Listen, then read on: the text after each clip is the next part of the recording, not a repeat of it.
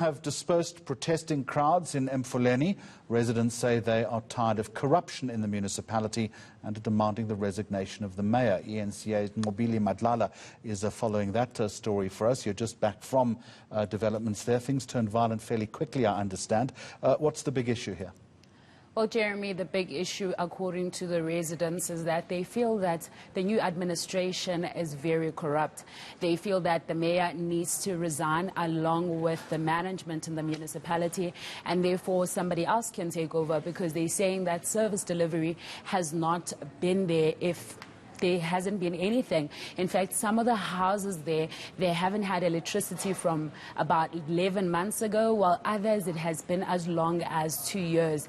Others are also saying that water has been such a huge issue. Now, we know that we are in a pandemic where people need to wash their hands and need to focus a lot on sanitation issues, but they're saying that they are unable to do all these things because there's no water, there's no lights, and at the same time, Jeremy, there's sewer that's running in their yards, saying that sometimes when you walk out of your house, you find yourself stepping exactly into a sewer. So those are some of the issues that they highlighted. But at the same time, Jeremy, some of them just saying that this has been an ongoing problem and that they want the provincial to intervene and that they need it to be stopped, because Emfuleni, we know already that the municipality is already indebted to eNCA. We all know it also is indebted to water, to Rand Water, so they want it all to be sorted out. However, Jeremy, while they were protesting there, they were then met with a bit of resistance from the police. Now, we saw a lot of them being arrested.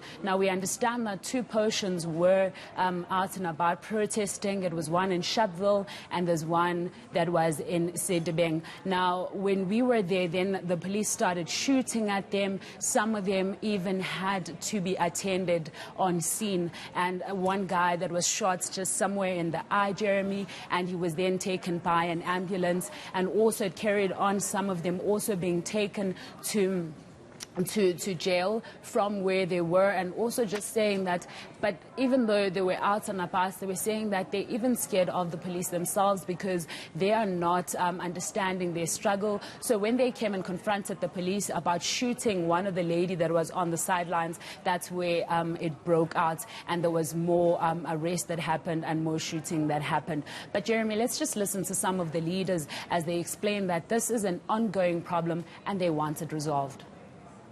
I ask myself, ukuthi as we are the voters of this country, because